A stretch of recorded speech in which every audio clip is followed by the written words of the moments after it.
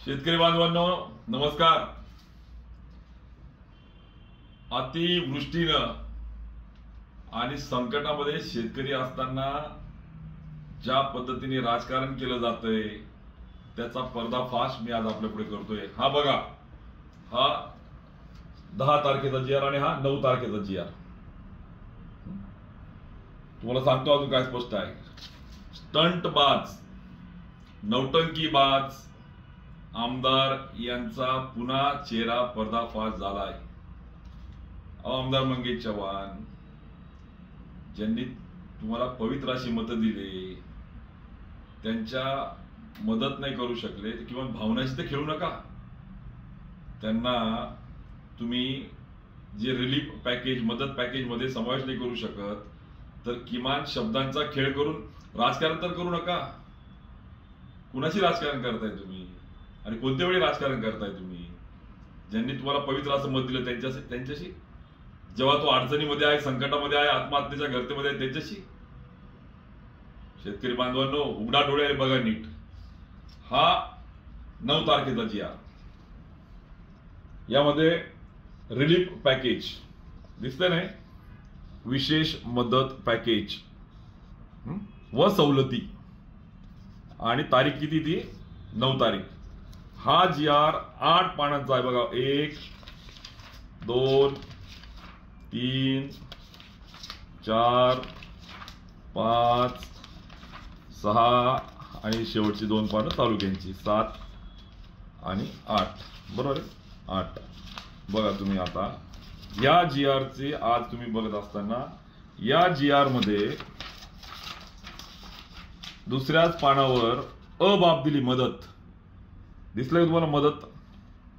मदत या मदतीत ज्या बाबी आहेत, आपदग्रस्त मृत व्यक्तींना, कुटुंबियांना आर्थिक सहाय्य 4 लाख रुपये वारसांना, अवयव निकामी झाले त्याला 40 ते 60% 74,000, 60% असले 2.5 लाख, जखमी व्यक्ती झाला त्याला वेगळे पैसे, पूर्णतः नष्ट झाले पक्के कच्चे घरं त्यांना 1.5 लाख, 1,20,000, 1,30,000, अंशतः झाले त्यांना 6,500, 4,000, झोपडी गेली त्यांना 8,000, गोठा गेला त्याला 3,000, मृत जनावरे गेले त्याला 37, 32, लहान जनावर असेल तर 20, 4,000, कुक्कुटपालनाला वेगळे 1,000, शेत पिकाच्या नुकसानीसाठी जिरायताला 8,500 प्रति हेक्टर, 3 हेक्टरच्या मर्यादित. बरोबर आहे. आणि या बहुवार्षिक पिकांना या पद्धतीने आणि फळपिकांना किंवा शेती जमिनीचे नुकसान झाले, खरडून गेली, गाळ काढायचा आहे, दरड कोसळली, या सगळ्यांसाठी तरतूद. बरोबर आहे का? म्हणजे हे किती आल्या? ह्या 10, नंतर 11वी बाब मत्स्य व्यवसाय, अशा या 11 बाबी. आणि मग ब वर्गामध्ये सवलती होत्या 5. तर ह्या अ वर्गातल्या ह्या 11च्या 11 सवलती ह्या हा जी.आर घ्या तुमचा. हा किती तारखेचा जी.आर तुमचा? हा 10 तारखेचा जी.आर. बघा, 10 तारखेचा जी.आर दिसते तुम्हाला. 10 तारीख आता काढलेला. याच्यामध्ये बाधित तालुके म्हटले, याच्यामध्ये त्यांनी जो उल्लेख होता वर मदत तो काढून टाकला, रिलीफ. आणि बघा याच्यामध्ये खेळ काय केला यांनी प्रस्तावनेनंतर. हा 2 पानांचा जी.आर. दुसऱ्या पानामध्ये फक्त काय म्हणलंय नाही की सवलती पुढील प्रमाणात देण्यात येत आहे. म्हणजे कोणत्या सवलती? आमच्या त्या महसूल, सहकारी कर्जाचे पुनर्गठन, वीज माफी आणि फी माफी. हा ठीक आहे. इथे सांगितलं क्रमांक डिजिटल सही नाहीये, ती मिळेल. आम्ही तेवढा विश्वास ठेवतो तुमच्यावर. कुठे जाणार तुम्ही? पण मग या सगळ्या सगळं हा 2रं पान, हा 3रं पान, बरोबर आहे का? आणि 4थ्या 5व्या पानावरचं याद आहे. म्हणजे हा 8 पानाच्या मधले जे पहिले 3 पानं जे होते त्या जुन्या जी.आर मधल्या अबाबीतल्या सर्व बाबी शेतकरी बांधवांनो लक्षामध्ये घ्या. शुद्ध फसवणूक या दोघं जी.आर मधून त्या ठिकाणी दिसते. फक्त आणि फक्त जे मदत आणि सवलती अ आणि ब ज्या 2 बाबी होत्या, अ मधल्या 14 बाबीपासून माझ्या शेतकऱ्यांना तुम्ही वंचित ठेवणार आहात का? हे आम्ही कदापि सहन करणार नाही.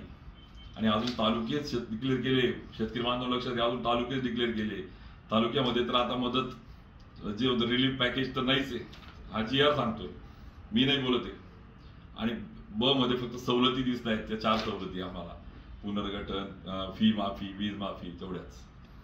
म्हणजे अजून तालुक्यात डिक्लेअर करायचं तुम्ही महसूल मंडळ, गाव, अजून त्याच्या ठिकाणी बाधित, पंचनामा, अजून वेगळे निकष लावा तुम्ही. अजून म्हणजे अजून आता खोलात जावं लागेल आम्हाला. संशय येतोय तुम्ही त्या आम्हाला फसवता कसं. बघा शेतकरी बांधवांनो, स्पष्ट त्या ठिकाणी फसवणूक, घोर वाटीत खंजीर खुपसायचं काम अडचणीच्या काळात शेतकऱ्यांशी केलं जातं. आणि वा रे वा, 24 तासात शब्द पूर्ण केला आणि अशा पद्धतीने चालू आहे असं की ज्या पद्धतीने शेतकऱ्याला ही राजकारण करण्याची वेळ नाही रे बाबांनो. अरे धीर द्या, आधार द्या, आणि नाही धीर आधार देऊ शकत ना तर त्यांच्या भावनाची तरी खेळू नका. हा स्पष्ट त्यांच्या भावनाची खेळायचं पाप या ठिकाणी चालू आहे. आणि म्हणून शेतकरी बांधवांनो लक्षामध्ये घ्या की असंच भावांतर योजनेचा शब्द त्यांनी आपल्याला निवडणुकीच्या आधी दिला. निवडणूक संपली, ती दिली नाही, आणि त्याच्यातले सुद्धा अजून बरेच हजारो शेतकरी राहिलेले आहेत. असाच 1 रुपयाची पीक विम्याची योजना निवडणूक झाली, ती बंद केली. आमचे 550 कोटी हक्काचे होते, ते आपल्या जिल्ह्याचे गेले, 4 लाख शेतकऱ्यांना मिळाले असते, ते पण त्या ठिकाणी गेलं. असंच यांनी सांगितलं कर्जमुक्ती 7-12 करू, वेळ झाली, निवडणूक झाली, विषय संपला. असंच पोखरा जो project on environment resilient in agriculture, PoCRA 1 साठी मला आठवतं काय प्रयत्न केले, कशा पद्धतीने आता मंत्री असताना जिल्ह्याचा समावेश केला. पोखरा 2 अजून काही तिची अंमलबजावणी कुठले सुरू नाही. असंच या पद्धतीने ते खेळतात, वेळ मारून नेतात. माझ्या शेतकरी बांधवांनो आणि माझ्या युवा मित्रांना विनंती करायची, अरे तिकिटासाठी, जीप बसच्यासाठी 5 लाखाचं ते पत्र येऊन टक्केवारी मिळवण्यासाठी गावागावात व्हायरल करतात आणि सांगतात, अरे आई वडिलांना फसवताय रे तुम्ही शेतकऱ्यांना, राजकारणासाठी का? पक्षाचं काम करा ना तुम्ही, करायचं असेल त्यावेळेस. पण शेतकरी कुठेतरी माझा बाप, माझा शेती, माझी जात, माझा धर्म जागा ठेवा आणि सत्य काय ते गावागावात वाचून दाखवा, याची होळी करा. जोपर्यंत आम्हाला मदत पॅकेज, रिलीफ पॅकेज जे मराठवाड्यातल्या आणि इतर तालुक्यांना लागू केलेले पहिल्या अगोदरच्या GR मध्ये आहे ती मिळत नाही, तोपर्यंत आम्ही शांत बसणार नाही. शेतकरी आक्रोश समिती आक्रोश करेल. आणि दुर्दैव याचं वाटतं की आपत्ती व्यवस्थापन मंत्री राहून गेलेले आमदार अंमळनेरचे त्या ठिकाणी आहेत. गिरीश महाजनांचं मंत्रिमंडळ माहिती का? मी तर जिल्ह्यातल्या 100पैकी 99 लोकांना सांगता येणार नाही आज कोणती खाती. 99 लोक मंत्री फक्त जलसंपदा आहे. अरे बाबांनो, त्यांच्याकडे जलसंपदा सोबत आपत्ती पण मंत्रालय आहे, पण ही आपत्ती नाहीये मंत्रालय, ही आमच्यावर आपत्ती आलेली आहे. म्हणून मी जे बोलतो ना की ते संकट मोचन संकट जिल्ह्यावर, हे मी खात्रीने का बोलतो की याचा प्रत्यय येतोय, कारण की ते कॅबिनेटला झोपा काढतात. याचा झोपा नाही काढत तर काय, कशा पद्धतीने येत आहेत, भावनेशी खेळायचं पाप जे चालवलंय याची होळी उद्या जिल्ह्यामध्ये होईल. प्रत्येक त्या 3 तालुक्याच्या पलीकडे आज समावेश झाले सगळ्या तालुक्यांना कुठल्याही सवलती यामध्ये मिळत नाही, स्पष्ट आहे. जोपर्यंत त्या बाबी त्या ठिकाणी पुन्हा GR मध्ये समावेश करून सुधारित GR येत नाही तोपर्यंत आपला संघर्ष सुरू ठेवू. आणि त्याही पुढचा ही केवळ त्या ठिकाणी देवेंद्रजींच्या भाषेमध्ये रिलीफ रिहॅबिलिटेशन नको, मदत पुनर्वसन नको, तर आम्हाला सस्टेनेबल शाश्वत विकास हवा. देवेंद्रजी हे शब्द तुमच्या मुखातून जेव्हा आम्ही ऐकायचो ना भारावून जायचो. रिलीफ रिहॅबिलिटेशन नको, सस्टेनेबल डेव्हलपमेंट हवे. तुम्ही सांगायचे कर्जाच्या त्या दायऱ्यामध्ये आला पाहिजे, म्हणजे शेतकऱ्याला कर्ज मिळालं तर तो टिकेल बँकेच्या, आणि तुम्ही सांगतात सहकार्याच्या पुनर्गठन होईल, नॅशनल बँकेचं होणार नाही, खासगी बँक म्हणजे HDFC, ICICI या बँकेचं होणार नाही, म्हणजे तुमच्या ज्या नॅशनल बँक आहे, आमच्या SBI, CBI ज्या काही बँक्स आहेत त्यांचं होणार नाही. म्हणजे अरे बाबा, ते देवेंद्रजी कुठे गेले? व्हॅल्यू ऍड झाली पाहिजे, बॅकवर्ड फॉरवर्ड लिंकेज झाली पाहिजे, मोठे मोठे शब्द वापरायचे तुम्ही. कुठे गेला ते देवेंद्रजी, कुठे गेले ते देवा भाऊ? आणि म्हणून मला आज शेतकरी बांधवांना विनंती करायची आहे की आपण सजग राहूया, आपण संघर्ष करूया, शेतकऱ्यांची अवलाद आहे आपण. आणि शेतकरी आक्रोश समिती उद्या पूर्ण जिल्ह्यामध्ये याची होळी त्या ठिकाणी करेल.